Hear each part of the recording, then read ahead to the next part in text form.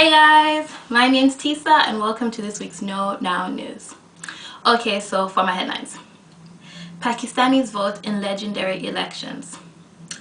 Israel approves nearly 300 West Bank settlement homes.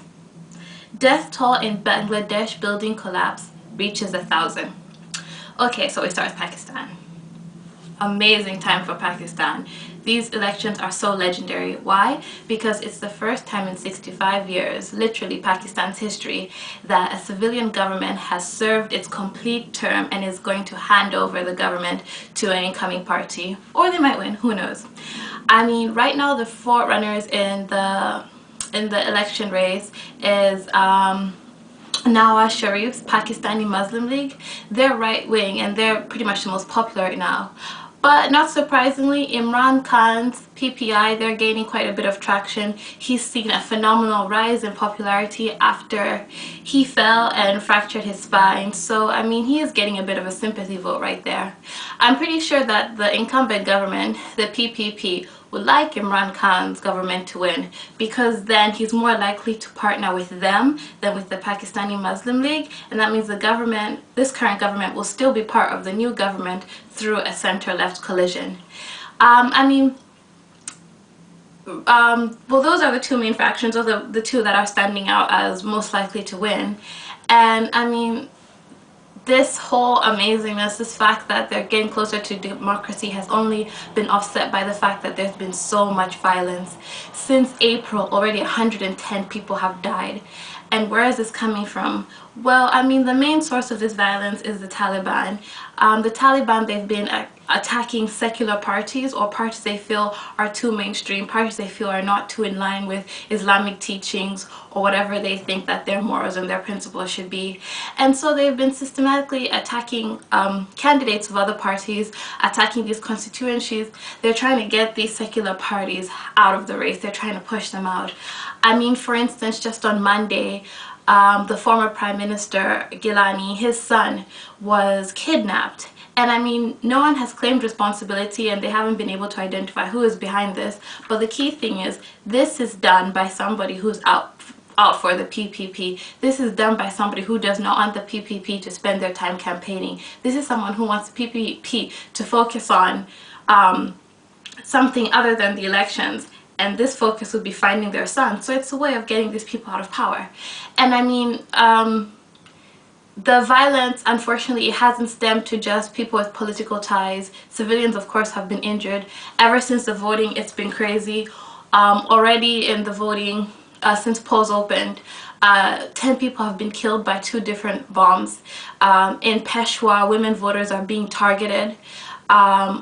Just the Friday before polls were to open, a candidate was killed. So you can see there's a lot of violence and there's a lot of chaos.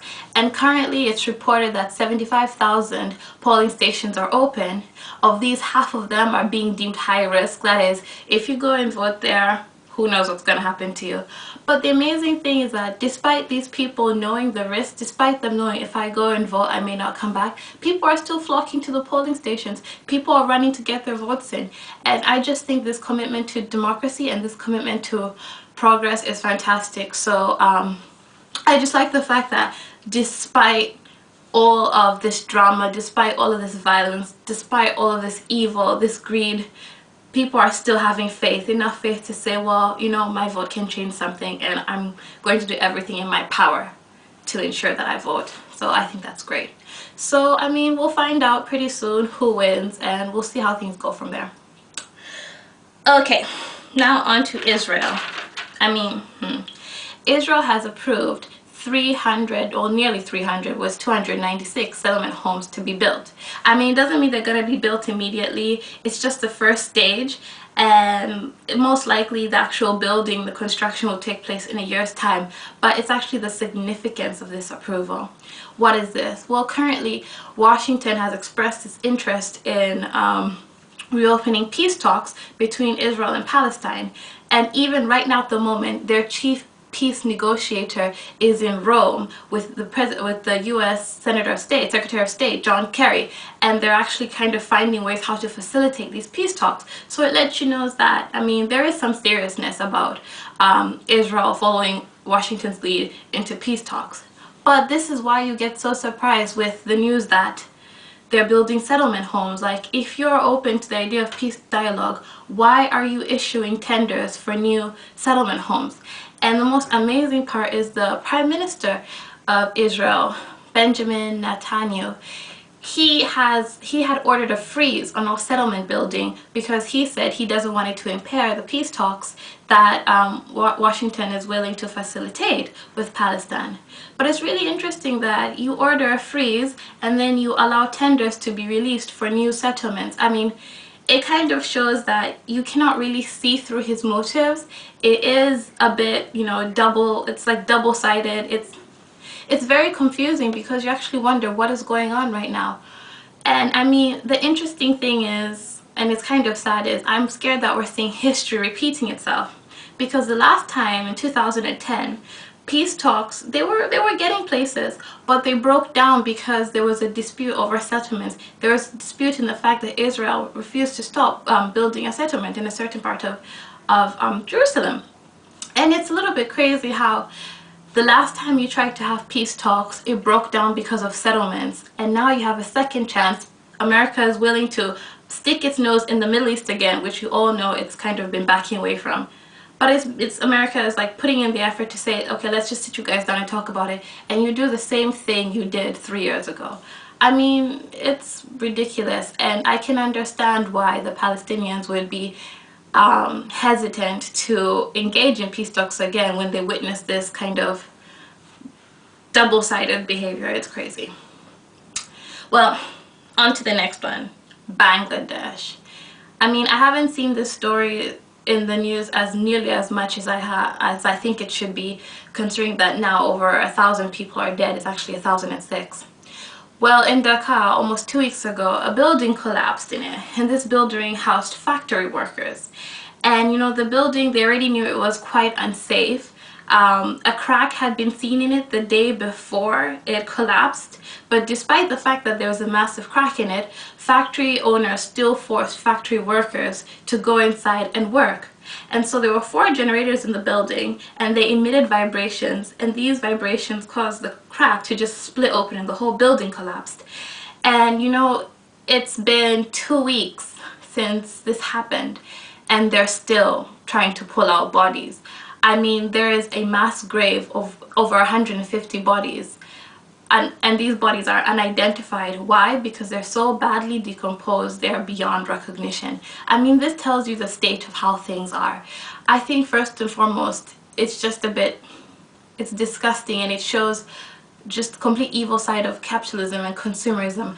The fact that these people, despite knowing the dangers of going into the building, despite knowing that it wasn't really safe for the factory workers to go in, they still push them to work. Why? Because they're fulfilling orders from bigger companies back west. And we're seeing that Primark, Mango, Benetton, they are all people that were using these factory workers to produce their garments. And so, I mean, there's a big question that's popping up. Is it right that these companies are making so much profit off of these people's health risks, these people's safety risks, and is it right that these company owners, you know, the big guys who are sitting at the big desks in Mango and Benetton, is it right that while they're so safe and comfortable, people thousands of miles away working under the same umbrella are in danger, and for so much less money that they're making? I mean, I feel like this story is being suppressed for obvious reasons. Who wants to be the guy that's going to put a story in the paper that goes against so many big multinational companies? But I feel it's important that people know that these clothes that we're wearing, they come with blood. They are stained with blood. And you know what? I can't really blame the consumers. A lot of the companies that use these factories, they're kind of for high street stuff, you know, the not as expensive stuff. And people can't afford to wear all of those fancy Italian made stuff. Like, people can't afford to, you know, shop at higher end, kind of more ethically sourced stores.